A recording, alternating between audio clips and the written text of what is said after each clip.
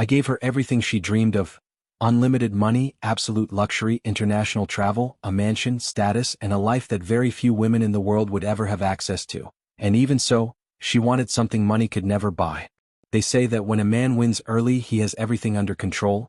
But no one teaches you that the greatest risk is not in business, it is in those who become too comfortable inside your empire. While I was building multimillion-dollar companies, she was building choices that would destroy everything. This is not just a story of betrayal, that it is a story about power, vanity, ego, and the price of confusing comfort with love. About how some people only recognize the value of an empire after they lose the key to the gate.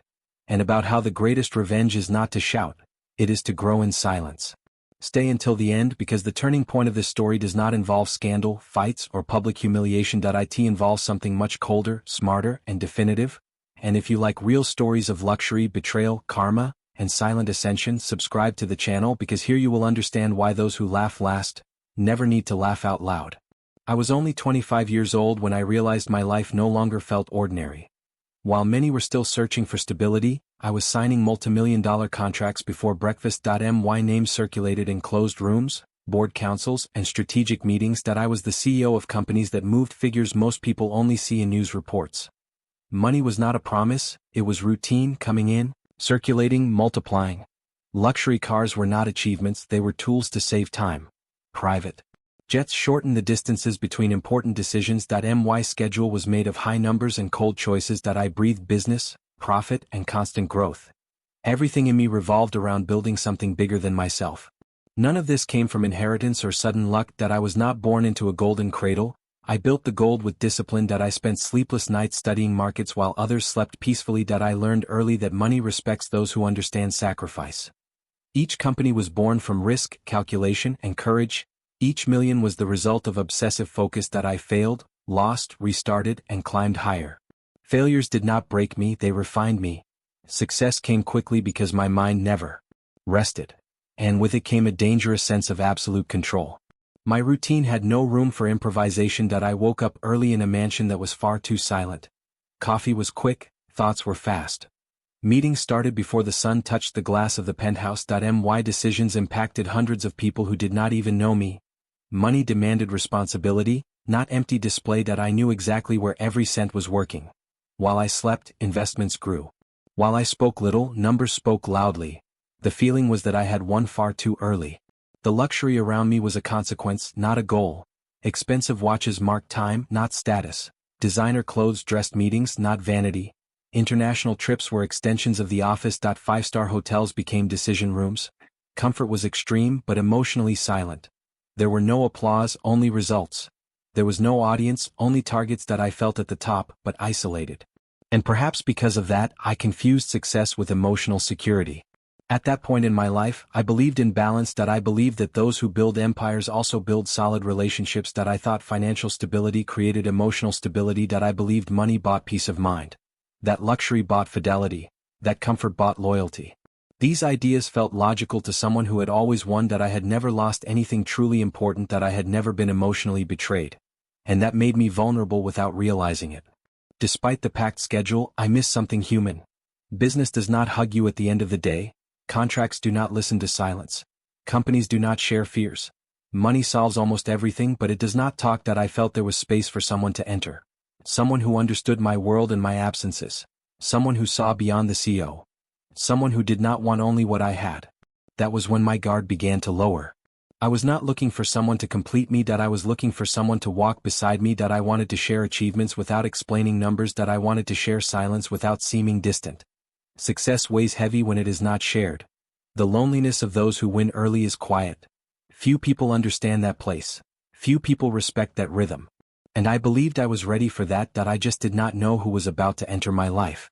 It was in this scenario of wealth, power, and absolute focus that everything began. Not in a moment of financial weakness, not in a phase of instability, but exactly at the peak of my control, when everything seemed too solid to collapse, when the empire felt invincible, when I believed I had mastered the game of life. The problem was that I only dominated the game of money. And I still did not know the game of emotions. And that was when the next chapter began to take shape. It was in the middle of that world of high numbers and cold decisions that I met her. She appeared lightly, elegantly, almost outside my corporate environment. She was 25 years old, with a confident smile and a presence that drew attention. She did not seem impressed by titles or figures right away. She spoke to me as if I were just an ordinary man. That disarmed me more than any business strategy that I was used to being seen as a CEO, not as a person. With her for a moment it felt different. And that feeling held me more than I would like to admit. I thought I had found someone rare. She showed admiration but also curiosity. She wanted to understand my pace, my routine, my silence. She said she respected my absences and my responsibilities. She said success required sacrifice and that she understood that. I felt understood on a level that was not common. I did not need to explain why I arrived late. I did not need to justify last-minute trips. She seemed to accept everything with maturity, and that created a dangerous trust in me. Too much trust always demands its price. We began seeing each other more often. Discreet dinners became constant meetings. Long conversations turned into shared plans. She was fascinated by stories of my journey. I liked seeing someone admire what I had built from nothing. Not for the display but for the effort behind it. She said she was proud of my discipline. She said I inspired security, and security has always been a high value for me, perhaps too high. Over time, the romance took on a public form. Social events began to see us together. Gala parties, elite dinners, business gatherings. She fit perfectly into that setting. Elegant, polite, always well-dressed. She knew how to talk to influential people. She quickly learned how our world worked. She seemed to enjoy the environment, the shine, and the access. I interpreted that as adaptation. Today I know it was enchantment. When I decided to propose to her, I did not hesitate. I believed that love was also a rational decision. She represented emotional stability at that moment. The proposal was planned with the same care as a contract. An international trip, an exclusive restaurant, a perfect setting. She accepted with tears and smiles. That moment, I felt I was doing everything right. That my life was finally balanced. A professional empire and a personal partnership. That was how I saw it. The wedding was magazine-worthy. A luxurious ceremony, influential guests, everything impeccable. Nothing was excessive but everything was sophisticated. She looked stunning, confident, assured. I felt proud to call her my wife. To the world, we were the perfect couple. A young millionaire CEO and an elegant wife. Status, money, and love seemed aligned. I truly believed that. And that belief guided my next choices. After the wedding, our life entered another level. Access to an even more closed elite. Invitations to exclusive events appeared constantly. International trips became part of the routine. Luxury hotels, premium experiences, absolute comfort. She seemed happy, or at least she seemed satisfied. She posted smiles, talked about dreams, spoke of the future. I interpreted that as fulfillment. I believed I was fulfilling my role. To provide, protect, and grow. I have always been a loving man in my own way. I showed care through actions. I planned the future with responsibility. I thought about financial security, stability, and growth. I believed there was also love. I was not absent out of neglect. I was absent out of ambition. Ambition to build something solid for us. And I was certain she understood that. Or at least I thought she did. Over time, I began to notice small details. Nothing alarming, just subtleties, longer looks toward other worlds. Comments about lives that seemed more exciting.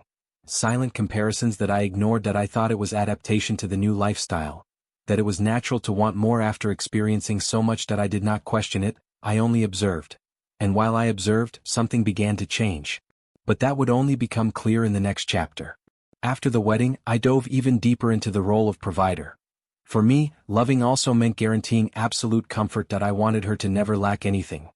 Money to me was always a tool of care. Every financial achievement was thought of as a benefit for both of us. I believed that the more stability, the more happiness. And it was with that logic that I began to give everything. Everything money could buy. Everything luxury could offer. Everything status could open. The mansion we moved into looked like a movie set.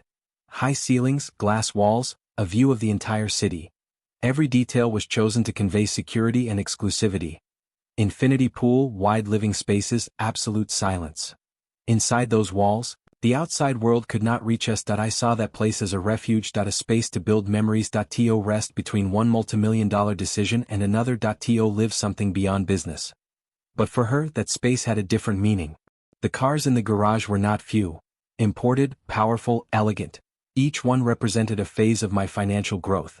She chose which one to drive the way someone chooses an accessory. Nothing was denied, nothing was limited. Unlimited credit cards were always available. Purchases never required justification. I did not ask for prices, Only results that if she wanted something, I made it happen. Because I believed that was love. Designer clothes began to dominate the closet. Expensive dresses, exclusive bags, shoes few people owned. She liked dressing like someone from the elite. And I encouraged it, thinking it was just style. Jewelry appeared on ordinary dates, not only on special occasions. Gifts became routine, not exception. That I saw joy in her eyes when she received them. And that fed my sense of duty fulfilled. That I thought, I am doing everything right. That I am offering a life that few can have. International trips became frequent. Paris, Milan, Dubai, private islands. Always five-star hotels, exclusive experiences that I planned every detail even from a distance. Even while working, I made a point of surprising her. I wanted her to feel valued. To know she was a priority, even with my schedule. Photos, expensive dinners, perfect settings. Everything looked like a dream from the outside. But dreams are not always lived the same way on the inside. She started attending events alone sometimes. Elite dinners, luxury gyms, exclusive parties. That I trusted her completely. I never saw a reason to doubt. Money to me also meant security. I believed that those who have everything do not risk losing it. That those who live at the top do not jump into the dark. I thought luxury created gratitude, that wealth created loyalty. And that was one of my greatest mistakes. I felt proud to provide that life. A quiet pride, not displayed. I saw my effort reflected in her comfort. Every smile seemed like confirmation. Every compliment reinforced my certainty. I thought I was shielding our relationship. Shielding it with money, stability, and status. But material shields do not protect emotions. And I did not understand that yet. I just kept offering more.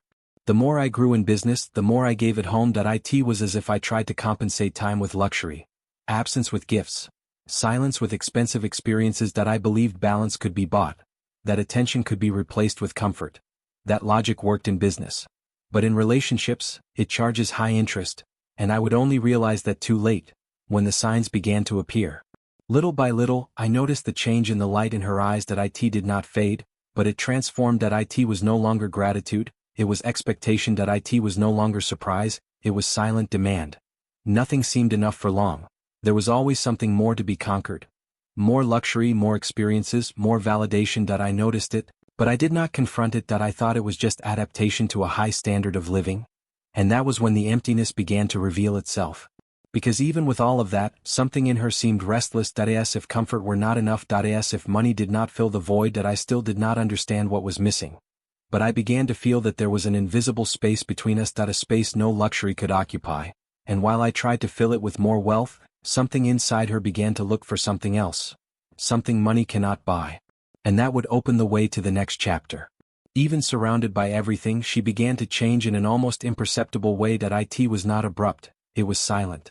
Small comments here, sighs there. She said the house felt too big when I was not around. That trips lost their charm without constant company. That luxury was incredible but lonely. I listened, but did not fully understand. In my mind, comfort solved almost everything. I thought it was just a passing phase. And I treated it as something simple to fix. She began to complain about my routine, about unpredictable hours, long meetings. She said I was always physically present, but emotionally absent. I tried to explain that all of it was for us. That the money I generated was to secure our future. That every sacrifice had a purpose. She listened, agreed, but did not seem convinced. Her eyes no longer shone the same way, and that started to bother me. Even though I did not know exactly why. I tried to compensate the way I always had. More trips, more surprises, more expensive experiences. I planned last-minute getaways to exclusive destinations. I booked even more luxurious hotels. More expensive restaurants, rarer experiences. I thought I needed to reignite something. That maybe the problem was monotony, that the new would always fix the old. In business that worked. In love, not always. She accepted everything but without the same enthusiasm. She smiled but seemed distant. She thanked me, but without depth. I felt something slipping through the cracks, like trying to hold water with my hands. The tighter I squeezed, the more it slipped away. Luxury was still there, impeccable, but the connection seemed to fail, and that feeling began to grow. An uneasiness that did not match my controlled life. I started to observe more closely. I noticed subtle changes in her behavior. More time away from home, more attention to her phone. New routines that did not include me. She said she needed space, her own identity. I respected it, thinking it was healthy. I did not want to be controlling. After all, I trusted her, and trust to me was always non-negotiable. She began frequenting different environments. More exclusive gyms, social events without me. She talked about new friendships, new influences. She seemed excited when telling those stories. More excited than when she talked about us that I noticed it, but minimized it that I told myself it was good to see her happy. That there was no reason for insecurity, that I had money, status, stability, what could go wrong? Inside, however, something began to bother me, that a strange feeling hard to name, that it was not jealousy, it was disconnection. As if we were living parallel lives. Me in multimillion-dollar meetings, her in a world I no longer accessed. That I tried to start conversations, she deflected. That I tried to plan, she postponed. Everything always seemed to be left for later, and later never came. I began to question my own beliefs. Does money really bring emotional security? Does luxury guarantee loyalty? These questions appeared timidly. That I pushed them away. That I preferred to trust what had always worked for me. Work more, give more, grow more. That had always been my default solution, and I applied it again, without realizing the problem was something else. The more I invested outside, the less return I felt at home. That it was like a business that stopped performing. But unlike companies, I had no clear metrics, only feelings and silences are dangerous. They create space for wrong interpretations, and also for external interference. That I still believed I was in control, but control was beginning to slip away, and someone was about to occupy that void. Because while I tried to fill it with luxury, someone else began to fill it with attention. While I offered stability, someone offered constant presence. While I thought about the future, someone lived the present with her. That I still did not know who it was. But the space was already open, and when space exists, someone enters. And that was how the next chapter began. It was in that silent space that someone entered our story, not in an explicit way but gradually. A name mentioned casually. A story told with a bit too much enthusiasm. She mentioned someone new in her circle. Someone interesting, inspiring, different. I listened without suspicion. After all, I had always trusted too much, and blind trust tends to be comfortable, until it is not. He was part of the social elite she had begun to frequent. That he did not own million-dollar companies nor hold real decisions in his hands. But he had time, looks, and constant presence. Living off image, validation, and attention. That he was known in exclusive environments. Surrounded by glances, likes, and empty promises. That he knew exactly what to say. That he knew exactly how to seem interesting, and most of all, he knew how to listen. Something I, without realizing it, had stopped doing. She began to talk about him with excessive naturalness. She said he understood her. That he had a light energy. That he made life feel less heavy. That I heard it as an innocent compliment. That I thought it was just a new friendship. That I saw no threat in someone without real assets. Without companies, without legacy, without a concrete future. My mistake was underestimating the power of attention. Something no amount of money can buy. While I closed multimillion-dollar contracts, he was present during empty hours. While I talked about the future, he talked about the now. While I thought about security, he offered emotion. I was not competing because I did not know there was a competition. I trusted because I thought I had everything. But I did not have time, and time is a powerful emotional currency. She began to get ready differently when going out. More care, more expectation. She came home with animated stories. She laughed at simple things. Something I had not seen in a while. I observed, but did not confront. I told myself it was good to see her like that. That maybe she was rediscovering herself. I wanted to believe that, because questioning hurt. Her phone became an extension of her body. Always nearby, always face down. Messages deleted quickly. Contained smiles while looking at the screen. I noticed, but chose to ignore it. I ignored it because my life had always been based on logic. And logic said I had no reason to suspect. I provided everything. I was faithful. I was the perfect husband, or so I thought. She began to compare without realizing it. Not directly but between the lines. She talked about men who lived in the moment, who had fewer responsibilities, who seemed lighter. I heard it as casual commentary, but something inside me was starting to bother me. A feeling hard to explain. Like a silent alarm. I felt it, but did not act. And that passivity opened even more space. I never questioned the extra outings. I never asked for detailed explanations. I never asked uncomfortable questions, because I believed love does not surveil. That trust does not audit. I wanted to be different from everything I despised. I did not want to be controlling. I did not want to be insecure. But by trying to be too mature, I became too absent. The most ironic part is that all of this happened under my roof. I end the life I paid for. I end the comfort I provided. The money I earned financed that distance. Every dinner paid for, every trip, every luxury. Everything created the perfect setting. Not to strengthen the marriage, but for someone to feel comfortable enough to betray, and I still did not see it. But the stage was already set. Because when someone finds attention where they feel a lack, the next step is usually invisible. It does not start with physical betrayal. It starts with conversation, with laughter at the wrong times, with small secrets. And small secrets grow fast. I still thought I was in control, But someone already had too much access, and that would lead to the next chapter. My routine continued at a fast pace as always: strategic meetings, multimillion-dollar decisions, aggressive targets. Companies growing, new markets being opened. That I lived surrounded by numbers and projections. Each day was a battle won in business. Meanwhile, inside the house, another war was beginning. Silent, invisible, almost perfect. That I still did not see the battlefield. But I felt that something was not aligned, and that began to unsettle me. While I closed contracts in glass-walled rooms, she closed conversations on her phone. While I signed agreements worth millions, she deleted messages that should not exist. While I projected the future, she reorganized versions of her own story. Everything happened in parallel. Point 2 realities growing at the same time. Point 1 transparent, the other hidden, and I moved between them without realizing it.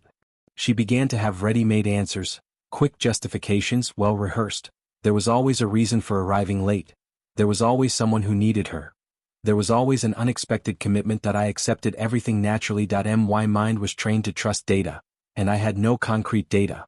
Only vague sensations, and sensations were something I used to ignore. The mansion, once silent, gained new sounds, frequent notifications, muffled laughter. Calls ended quickly when I arrived. That I noticed, but did not confront. That I preferred to believe in comfortable versions. After all, the luxury around us created an illusion of stability. Everything seemed too solid to collapse, and I had always trusted solid structures. But emotions do not follow structural logic. They follow voids. My absence began to be used as an argument. She said I was not present, that I chose companies over the marriage. That I heard that with silent guilt. That I began to ask myself if I was wrong. That if perhaps I had failed emotionally. That doubt disarmed me even more. While I tried to correct things, she deepened her own lie, and I helped without knowing it. I began to compensate once again.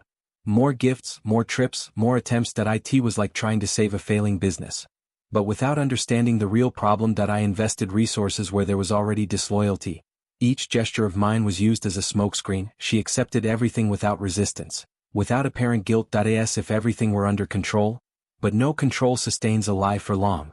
The cruelest part was the naturalness. She lied with calm, without a tremor in her voice, without a change in expression. That I looked and saw nothing out of place. That made me question my own perception. Was I imagining things? Was the problem me? That kind of doubt eats away inside, and opens space for a future shock. Little by little, small inconsistencies appeared, schedules that did not match, stories that changed tone, details forgotten. Nothing big enough to accuse, but enough to disturb. That it was like a constant background noise. That I kept working but less focused. Something was out of sync, and I could no longer ignore it. I began to observe more in silence. Not to confront, but to understand. That I started paying attention to small gestures, mood changes, looks that averted too quickly, the phone always protected, her life increasingly distant from mine. That I still had no proof. But my intuition was starting to scream, and I was about to listen. Because when lies accumulate, luxury stops being protection. Wealth stops being a shield, and the truth finds unexpected paths. That I still did not know how I would discover it, nor when, but I felt that something was about to collapse. The stage was already set, and the curtain was beginning to move, and that would lead to the next chapter.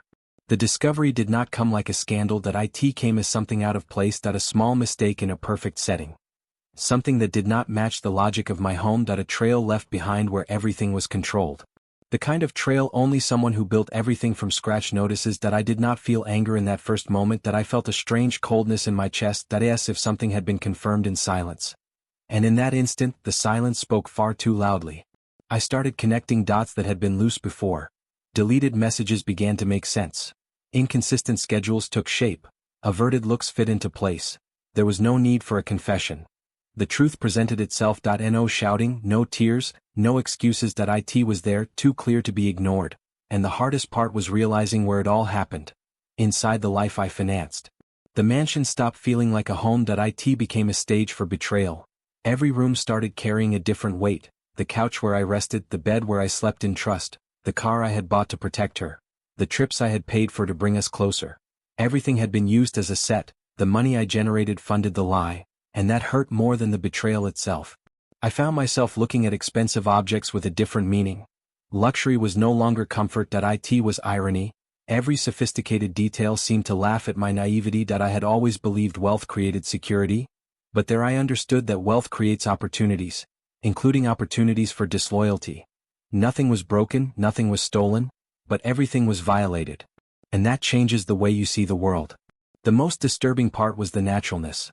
Nothing about her suggested guilt. She moved through the house with calm. She used what I bought without hesitation. She smiled in places where she lied. She slept peacefully where I trusted. That silent coldness hit me deeply, because I had always been transparent that I never hid anything.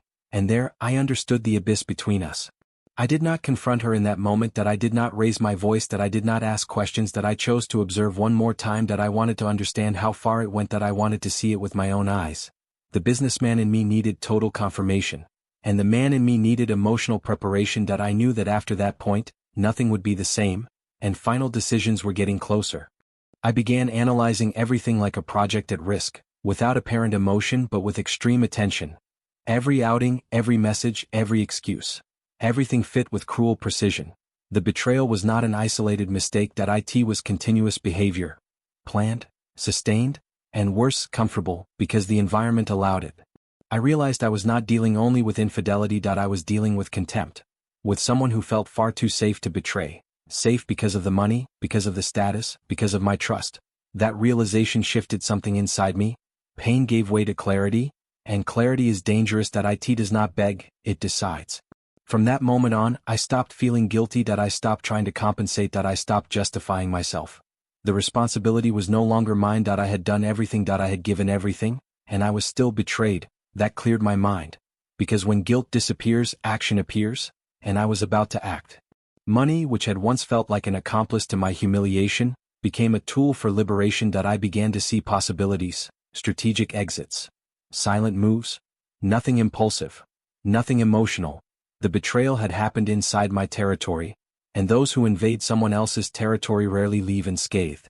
Because in that instant I understood something fundamental, that it was not about fighting, that it was not about explosive revenge, that it was about taking back control. Emotional control. Control of my own life, that I still did not know how I would do it, but I knew it would not be loud, that it would be cold, calculated, and definitive, and that would open the way to the next chapter. After the discovery, something inside me fell completely silent. There was no explosion, no tears, that it was like flipping an internal switch. Love did not end with noise, that it simply stopped existing, that I kept smiling, talking, coexisting. On the outside, everything seemed normal. On the inside, something had been closed. And when something ends like that, there is no return, only clarity. I began to observe her without emotion, like someone analyzing a concluded situation. Every gesture of hers lost its emotional weight. Every word stopped affecting me. There was no more expectation, there was no more fear of losing, because I had already lost. And that brings a strange sense of freedom. When you accept the loss, you regain control, and I was regaining mine. Silence became my ally. I spoke less, questioned less, expected less. She noticed the change but misinterpreted it. She thought I was more focused on work. She thought I was distant because of exhaustion. She never imagined I was distant by choice. An internal, definitive decision. And decisions like that do not need to be explained. I began sleeping with a calm mind, without that anxiety of trying to fix everything, without guilt, without internal pressure. Love requires hope, and hope had died right there. When that happens, the pain decreases. What remains is clarity, and clarity completely changes the game. I was no longer reacting, I was planning. I did not feel hatred, and that surprised me. Hatred is still a form of attachment. I felt something colder. Conscious indifference. She no longer had emotional power over me. She could leave, come back, smile. None of that moved me. I observed like someone who had already decided to leave, even while physically there. The curious part is that she began to feel safe. She mistook my silence for acceptance. She thought everything had returned to normal. She believed I was still trying. That false sense of security made her careless. And the more comfortable she became, the more I saw who she really was, without filters, without masks, and that reinforced my decision. I began to see the marriage as a failed structure. There was no longer a foundation, there was no longer trust. And without trust, there is no rebuilding. I knew that rationally, and now I knew it emotionally as well. This union no longer made sense, and I was not afraid to close cycles. I had shut down companies when necessary. Relationships would be no different. I began to invest energy in myself again. In my body, in my mind, in my businesses. Pain became silent fuel. Not to prove anything to anyone, but to reposition myself. When you stop begging, you grow, and I was growing internally. Something bigger was forming. She began to feel the real change. She could not explain it, but she felt it. Something was different in the air. Less warmth, less giving, Less emotional presence. She still did not understand the reason. But discomfort was starting to arise, and when discomfort arises, control changes sides that I had already changed, and the next step was getting closer and closer. Because when love dies in silence, actions become cold and precise. There are no arguments, there are no attempts to save things, there is only preparation for the end, and I was preparing, calmly, strategically, with clarity, and that would open the way to the next chapter. After something dies inside you, behavior changes on its own. That I stopped trying to please, that I stopped compensating, that I stopped explaining my absences, that I stopped justifying my exhaustion. The energy I spent trying to keep something alive returned to me. My focus adjusted like a perfectly calibrated needle. Fewer words, more action. Less emotion, more direction. She felt that change before she even understood it. I started coming home with a different posture. There was no demand in my gaze, there was no expectation in my voice. That I no longer asked how her day had been. Not out of contempt, but out of detachment. When you stop trying to save something, you stop wearing yourself out. And that creates a different kind of silence. A silence that is unsettling, because it does not ask, does not beg, does not complain. That it simply exists. My time became my most valuable asset again. I reorganized priorities with surgical precision. Early workouts, strategic meetings, firm decisions. Companies moving forward, new projects emerging. Money started flowing again with greater intensity. As if my mind had been unlocked. Pain did not paralyze me, it aligned me. When you cut emotional noise, performance rises. And I felt that clearly. I was stronger than ever. She began to mistake my calm for weakness. She thought I had accepted everything. That my silence was fear of losing. That I still depended emotionally. That misreading was decisive. Because those who think they have won relax. And those who relax make mistakes. I observed everything with emotional distance. No anger, no haste. Just letting the truth expose itself on its own. I no longer competed for attention. I no longer competed for space. I no longer competed for anything.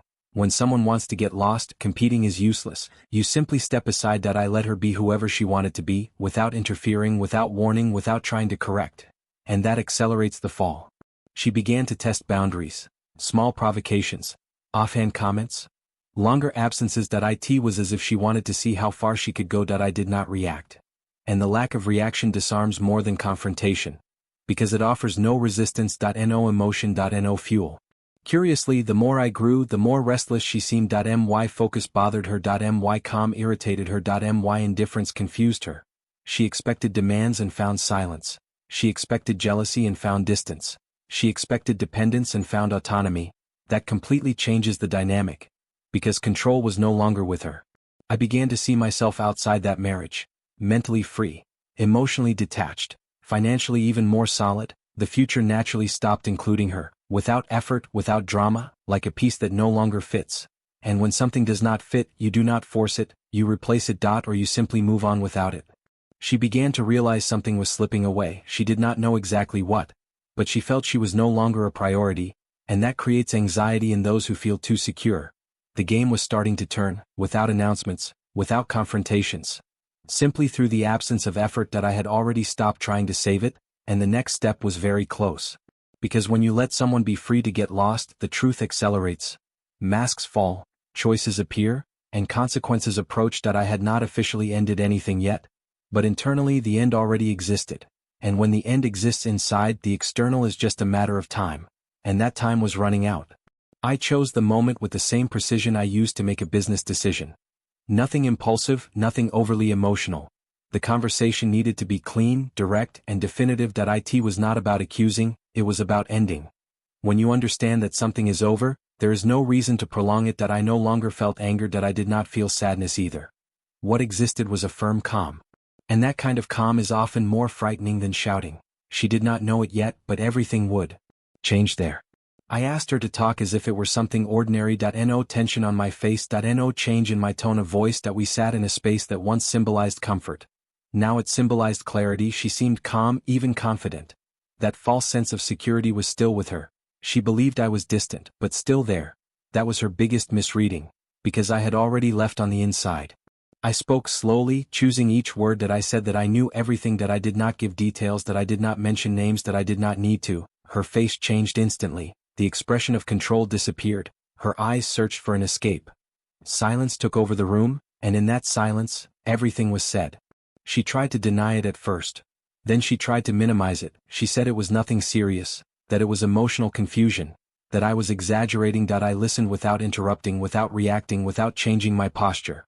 When she realized there would be no argument, she understood there was no turning back. I explained with respectful coldness that I said loyalty is not negotiable, that trust cannot be rebuilt when it is broken in silence, that I had given everything within my reach: money, comfort, stability, respect. And even so, I was betrayed. There was nothing left to adjust. There was no therapy, conversation, or promise that could fix it. That was not a crisis. It was an end. She cried, tried to come closer, spoke of mistakes, confusion, premature regret, said she loved me, said she never wanted to lose me. I listened to everything calmly, because words after discovery carry little weight. They arrived too late. I did not move. My body no longer responded to those attempts. I made it clear that the decision was final. There would be no second chance. There would be no time to think. There would be no room for negotiation. I was not punishing. I was simply ending it. Ending is different from seeking revenge. I did not need to hurt. The truth already hurt enough, and I no longer wanted to carry that. I also explained what would change from that point on. Access to my life would cease. Access to my money would cease. Access to my time would cease. Everything that was mine would return to being exclusively mine. No long discussions. No emotional bargaining. She realized the castle had doors, and that they were closing one by one. Without noise. She did not fully believe what was happening. People accustomed to comfort do not imagine immediate loss. She thought there was still room, that it was just a scare. But I had already reorganized everything internally: documents, decisions, paths. Nothing was done that day. Everything was already ready. I simply communicated it, and communications like that do not ask for a response. When she left the room, I felt something unexpected. It was not pain. It was relief. A weight lifted from my chest. The house felt more silent, but also lighter. I knew the real impact had not reached her yet, but it would, because luxury ended at that moment, and the next chapter would show that clearly. After the breakup, I did not stop to suffer. I directed everything forward. Emotional silence became mental space. Without internal conflicts, my mind operated cleanly. I woke up early with absolute clarity. Every decision felt simpler. No noise, no distraction, no emotional weight. Focus returned to its highest level. And when focus returns, money responds. My growth accelerated in an almost aggressive way. The companies felt the change immediately. More objective meetings, precise cuts. Well-calculated expansions. I went back to playing at a high level. New markets appeared as clear opportunities. Bigger contracts, higher figures. Money circulated intelligently. There was no emotional waste, only strategy and execution. My name regained strength in the right circles. Influential people began to seek me out again. Invitations to boards, partnerships, investments. Environments where real decisions are made. I became more selective. More reserved. I spoke less, observed more. Those who understand power noticed these changes. I did not need to prove anything. My posture said everything. Physically, I changed as well. More intense training, even stricter discipline. Taking care of my body became an extension of my mind. I needed to be fully aligned. Emotional pain became silent fuel. Not for display but for self-mastery. Each workout was a reminder of control. Control over myself. And that reflected in everything. Luxury remained present, but with a different meaning. It was no longer a relationship setting. It was a direct consequence of my performance. Trips now had strategic purpose. Hotels were temporary offices. Dinners were decisive meetings. I returned to being the center of my own life. Without needing to share explanations, without needing to justify choices. That freedom is addictive. Curiously, all of this happened in silence. I did not post victories. I did not announce achievements. I did not provoke anyone. Those who needed to know knew. Those who did not only saw from a distance. True growth does not shout. It asserts itself naturally, and I was asserting myself again. More solid than before. Meanwhile, I knew her reality was changing. Not because I followed it, but because these movements echo.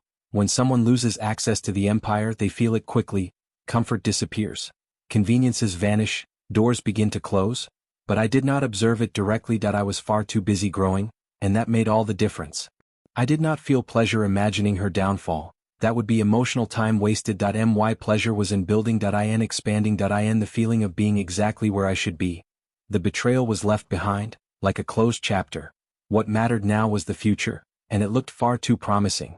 But there would still be an unexpected encounter. Because when you rise in silence, those who fell tend to look up. and regret begins to form that I still did not know when nor how it would manifest. But I knew it would happen, because wrong choices always collect their price, and karma does not need to be announced, that it simply arrives. And that would take us to the next chapter. The change in her life did not happen all at once, that it was slow, uncomfortable, and inevitable. When money disappears, reality speaks louder. The luxury that once felt normal became a distant memory, exclusive environments were no longer accessible. Invitations began to fade, doors that once opened on their own were now closed. None of this came with warnings. The fall makes no noise at first, that it simply happens. Without access to my money, everything changed. Cards that once had no limits now came with questions. Purchases that were once automatic became calculated. Trips ceased to exist. Expensive restaurants became rare exceptions. Absolute comfort was replaced by difficult choices. And for someone who never had to choose, any limit feels like humiliation. She felt it quickly, and she felt it alone. The cruelest part was realizing that her surroundings changed as well. People who were always present disappeared. Elite friendships dissolved. Conversations became shallow. Messages took longer to be answered. Invitations stopped coming. Status had evaporated. Because many relationships were tied to what I represented, not to who she was. And that hurts deeply. The lover disappeared at the same pace. Constant attention turned into silence. Promises lost their strength. Adrenaline could not sustain reality. Without luxury, without trips, without benefits, he lost interest quickly. Because people who live off appearances rarely stay when the stage is dismantled. She realized it too late, and the loneliness intensified. Little by little, she began to compare. Compare before and now. Compare comfort and instability. Compare security and illusion. Ordinary life began to weigh on her. Bills, routines, limitations. None of that had been part of her world before, and now it was inevitable. The reality check was brutal, and there was no escaping it. She tried to lean on new versions of herself. Tried to show strength. Tried to pretend independence. But the emptiness appeared in the details, in the tired look, in the lack of clear perspective, in the absence of solid plans. Luxury was not just comfort, it was structure. And without structure, everything collapses. I did not follow it directly, but certain information arrives naturally. The elite world is small, and downfalls are discussed in silence. I heard fragments without seeking details. I felt no pleasure in it. Only confirmation. Her choices were demanding their price, without spectacle, without villains. Regret began to take shape, not as a noble feeling, but as longing for what was lost. She did not miss me, she missed the life, the security, the status, the comfort she thought was guaranteed. That difference is fundamental, and it defines everything. The idea of returning began to emerge, first as a thought, then as intention. She began rehearsing excuses, revisiting speeches, imagining conversations, because when the castle falls, the memory of the empire grows. She began to look back, and that would lead us to the next chapter. She took time to find the courage, but she did. Pride always falls before regret appears. When it did appear, there was no longer any luxury to cushion it. It was a long message, carefully written. Every word seemed rehearsed: apologies, late explanations, selective confessions. She said she had been wrong, that she had lost herself, that now she saw everything clearly. I read it all without feeling anything. Then came the more direct attempts. Late-night calls, emotional messages, voice notes filled with crying and promises. She said she missed me, that she had never found anyone like me, that no one had ever treated her with such care. But there was something different in her tone. It was not love, it was urgency. And urgency rarely comes from true affection. She spoke about maturity, said she needed to lose in order to understand. That life outside the castle had been harsh, that she had learned the value of loyalty, that now she wanted to rebuild. I listened in silence, without interrupting, without correcting. Because when someone only understands after the loss, the lesson usually arrives too late. She tried to meet me in person, said she needed to look into my eyes, that messages were not enough, that I needed to feel her truth. I agreed to listen, not out of hope, but for definitive closure. I wanted to confirm something inside myself. And I confirmed it even before the meeting. There was no longer any connection. The decision had already been made. When I saw her again, I noticed the real change. It was not just appearance, it was posture. Less confidence. Less sparkle. Less security. She spoke more slowly, like someone stepping on unstable ground, and that answered everything I needed to know. She tried to revive memories, talked about trips, about good moments, about old promises. As if nostalgia could rebuild trust. I listened without reaction. The past does not compensate for a broken present, and I was no longer that man. Pain had transformed me, and transformations do not go backward. She asked for a chance. Not a chance at love. A chance to return. To stability. To security. To a comfortable life. And that was when everything became clear. The request was not for me. It was for what I represented, and that led me to the next step.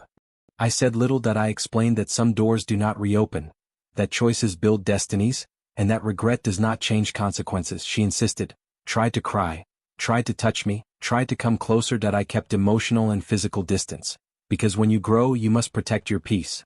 At the end of the meeting she realized there was no negotiation, that the empire was no longer accessible, that I was no longer shelter. Her silence was stronger than any plea. I said goodbye politely, without anger, without explicit contempt, but with absolute firmness, and that opened the way to the next chapter.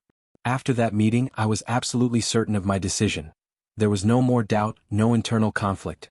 What had once been love had been replaced by clarity, and clarity does not negotiate with the past. That I felt no hatred, no resentment. That I felt something more solid. That a deep respect for myself. And when self-respect grows, certain doors simply cease to exist, even if someone begs for them to reopen. She tried once more. Another message, another request, another emotional appeal. She spoke of change, of learning, of the future.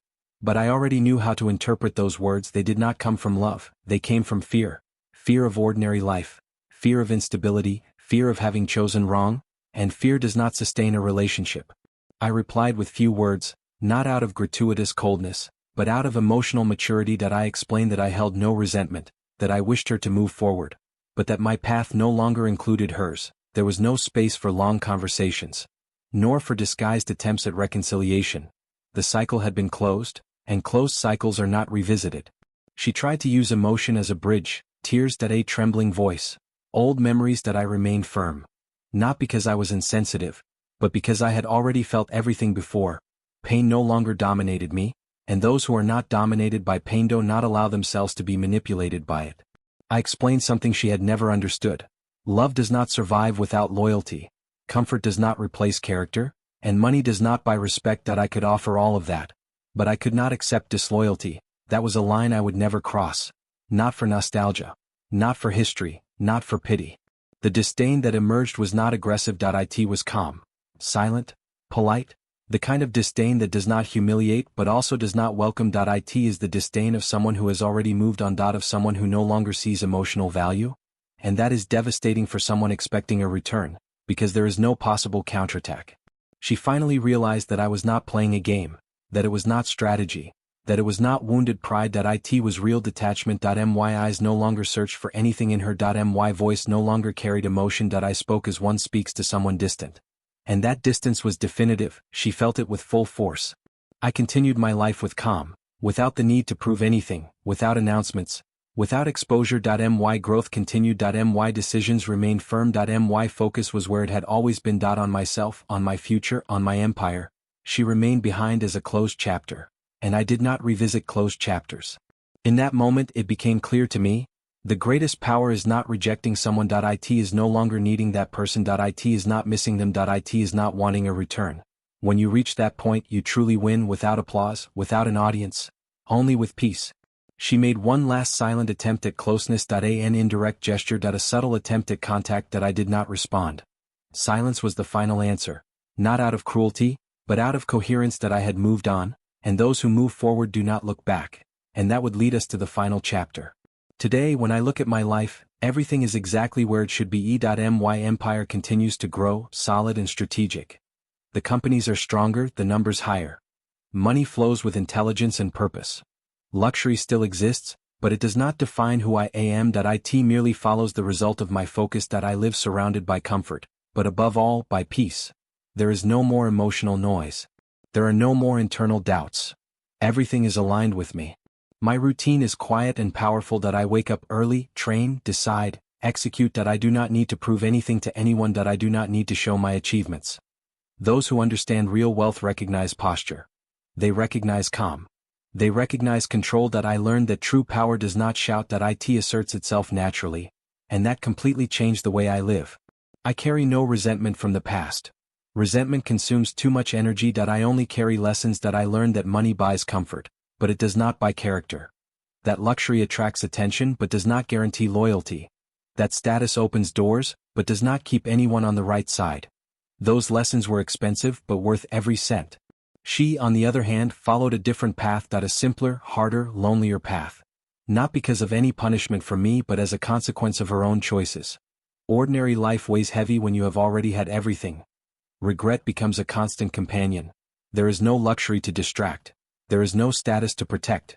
Reality arrives without filters, and it is relentless. I never needed to humiliate her. I never needed to expose anything. Life did that on its own. Karma does not need an audience. It acts at the right time. I in the right way, without haste, without noise. I simply moved forward, and moving forward is the greatest answer. Today I choose more carefully who enters my life. I am more selective, more attentive, more aware of my value. Not out of fear but out of maturity. I learned that access is a privilege, and not everyone deserves a seat at the table of the empire. That is not arrogance. It is self-worth. If there is something I gained from all of this, it was clarity. Clarity about who I am, about what I accept, about what I will never tolerate again. The betrayal did not break me. It aligned me. It made me stronger, more centered, more whole. I do not think about her. I do not follow her. I do not compare. The past no longer calls me. My mind is in the present. My focus is on the future. My heart is at peace. And peace is a luxury few truly know. Especially those who trade loyalty for illusion. That is the real price. When someone asks me if it was worth loving, I answer that it always is. The mistake was not loving, the mistake was insisting where there was no reciprocity. Today I know the difference, and that changes everything. Those who learn this early, and win for real without needing to look back. In the end, I understood something simple and definitive. Those who laugh last do not laugh loudly. They do not provoke, they do not expose. Those who laugh last move forward in silence. Build more, grow more, live better, and leave the past exactly where it belongs. I am the place of those who chose to lose. This story is not about money. It is about choices. Because money builds comfort but it does not build character. Luxury impresses but it does not sustain loyalty. And status opens doors that only remain open for those who know how to deserve it. How many people do you know who would trade everything for momentary attention? How many confuse love with advantage and loyalty with convenience? And how many only understand someone's value after they lose access to a life they did not build? Perhaps the greatest lesson is this. True power is not in defeating someone. It is in no longer needing that victory. It is in moving forward stronger, wealthier, clearer-minded, and at peace. Now tell me in the comments, do you think regret deserves a second chance? Or do certain choices close doors forever? If this story made you reflect, subscribe to the channel, turn on notifications, and stay with us. Because here, every betrayal has consequences, and every well-built empire always finds a way to grow even more.